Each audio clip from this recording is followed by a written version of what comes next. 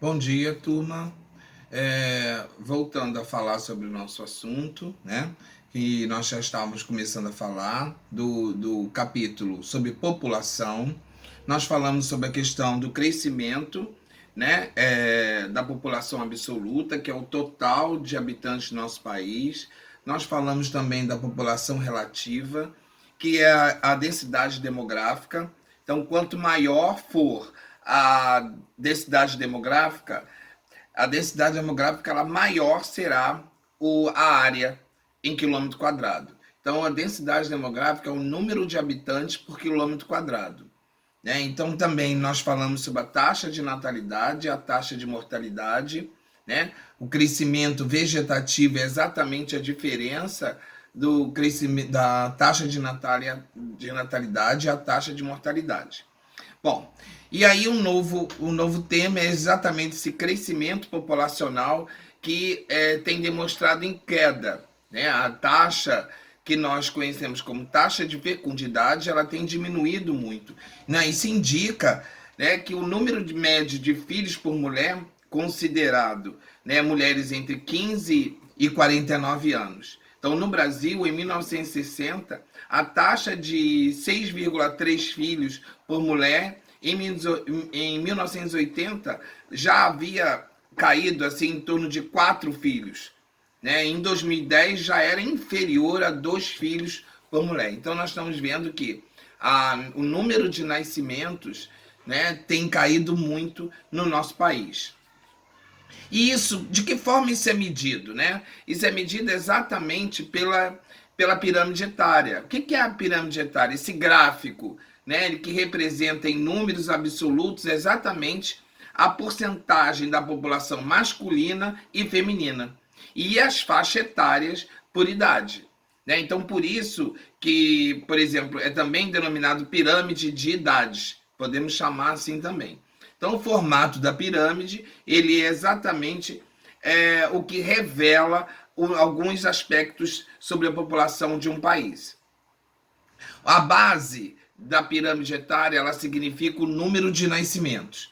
Né? Então, a taxa de nascimentos. Então, se é uma base larga, significa que o número evidenciado, que o número de adultos, que é o meio da pirâmide etária, mostra que com a base larga significa que futuramente nós teremos um número maior de adultos. Né? Enquanto o topo estreito indica uma pequena quantidade de idosos, né? Resultado de uma baixa expectativa de vida. Também denominado de esperança de vida ao nascer. A expectativa de vida, né, corresponde exatamente, né, a estrutura etária da população. Então, se você melhora a qualidade de vida da sua população, isso significa que nós vamos ter um topo maior. Então, os idosos eles estão vivendo mais exatamente por causa dessa expectativa de vida melhor. Então, hoje nós temos uma distribuição de remédios, nós temos uma qualidade de vida que o idoso tem melhor, por isso dura mais. Né? Então, nós temos hoje um número muito relativo, muito denso, né, e grande em relação ao número de idosos acima de 100 anos. Né? Isso significa que os idosos estão vivendo mais do que vivia há 10 anos atrás, por exemplo. Então, a pirâmide etária, por exemplo, de 2030, ela aponta um país mais maduro, isto é, né, com predomínio de adultos na faixa etária de 20 a 59 anos. Né? E a população economicamente ativa pode significar uma maior geração de riquezas. Por quê? Porque exatamente a idade e a população ativa é aquela que trabalha exatamente de carteira assinada, que é a população econômica ativa. Tá? Então, por exemplo, nós temos se fosse mantida essas condições de vida, no momento em que a previsão foi realizada, então nós tivemos, em 1940, a esperança de vida de um brasileiro que era apenas de 41,5 anos, em 2015 ele já era de 75,4 anos. E a projeção, né, que nós tínhamos para 2020 era de 76,7%.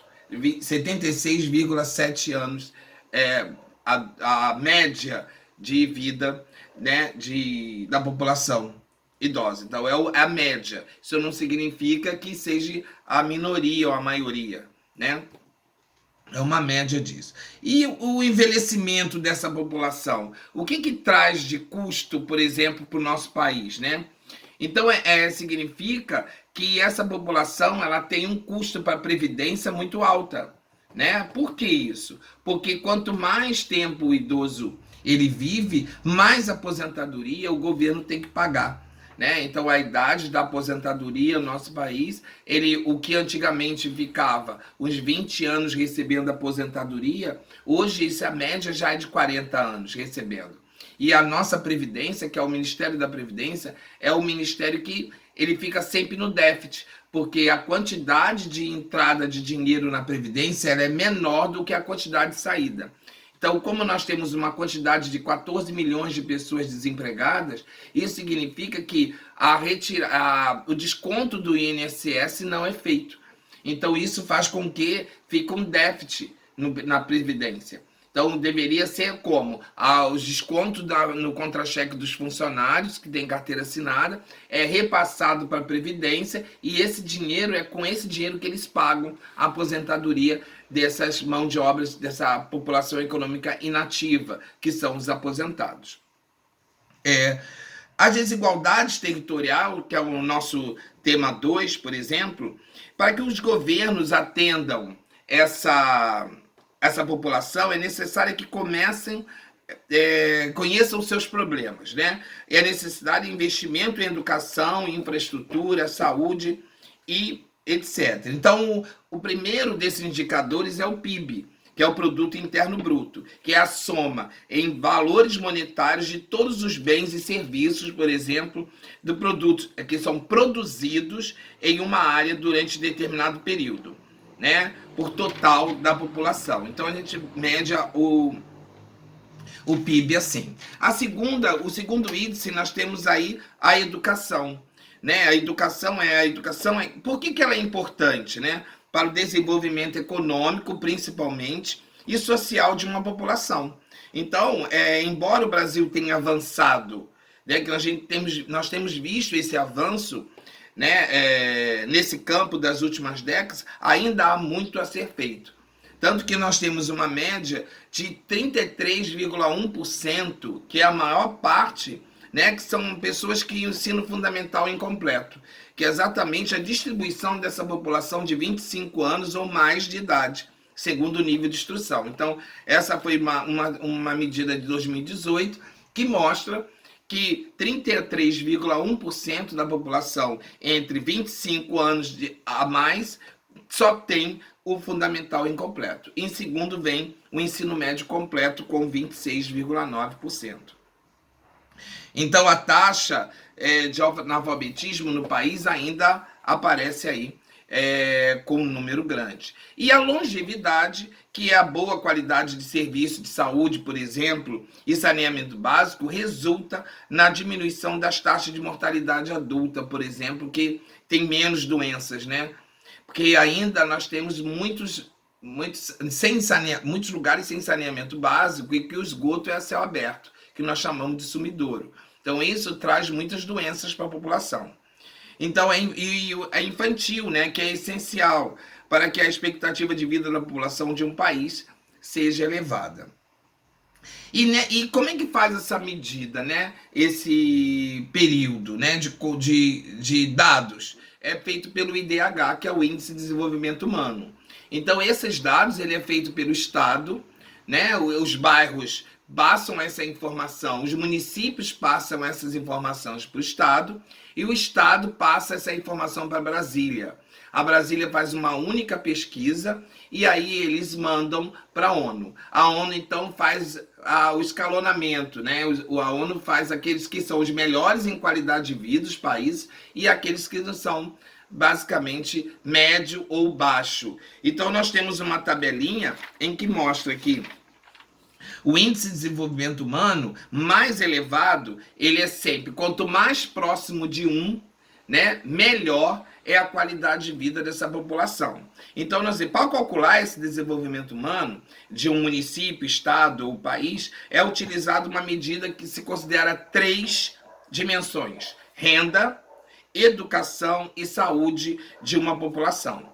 Então, o IDH muito elevado significa que são aqueles países que têm a pontuação de 0 a 800. Quer dizer, acima disso, acima de 0,800, nós temos o IDH muito elevado. O IDH elevado é de 0,700 a 799. Nós temos o IDH médio, que é de 0,550 a 699, e nós temos o IDH baixo, que é de 0 abaixo de 0,499.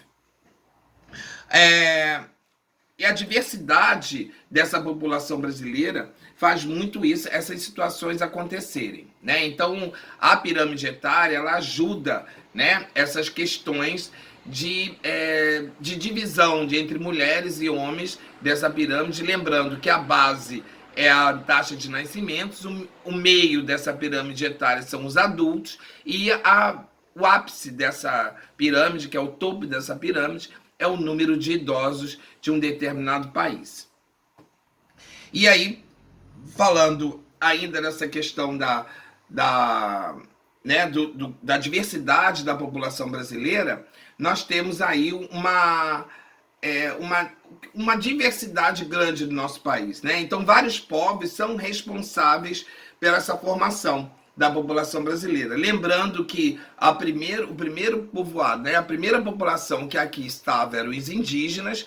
Com a chegada dos portugueses, nós tivemos a primeira miscigenação de índios com brancos, os portugueses. Nós tivemos a segunda miscigenação com a chegada dos negros africanos, né? E também a terceira miscigenação é com a chegada dos imigrantes. Então, nosso país hoje ele é considerado um país miscigenado. O censo demográfico, que é um censo, que é uma pesquisa que é feita para saber exatamente essa questão da população, como está o nível populacional do nosso país, em que passa essas informações para o IDH saber exatamente isso. Eles ficam sabendo o percentual da nossa população em termos de cor de pele, né? Então, a raça também tem essa medida. Então, que faz com que a gente saiba que o número populacional por raça e por cor de pele temos no nosso país, né? O branco sempre andou em primeiro, né? Nós temos nossa raça branca maior dentro do nosso país, mas a parda é muito próximo da branca. Então, acredito que um próximo censo faça demonstrar essa diferença aí, que tem chegado ainda mais próximo. Então, o povo brasileiro ele se formou da miscigenação exatamente dos indígenas, dos portugueses, dos colonizadores e dos africanos escravizados trazidos para o Brasil. Então, essa composição populacional é diferente para cada estado, né? Ela reflete o processo da ocupação que ocorreu exatamente em diferentes partes do território brasileiro. Então, nas pesquisas censitárias, como eu falei, né, cada categoria, raça ou cor, cada pessoa pode ser autodeclarar, né? Branca, parda, preta, amarela ou indígena. Essas são as cores específicas para o censo demográfico. Nós também podemos ver que essa distribuição populacional na raça, né, é o assunto que nós vamos falar da nossa próxima aula. Então, um abraço grande, tudo de bom para vocês e muita saúde.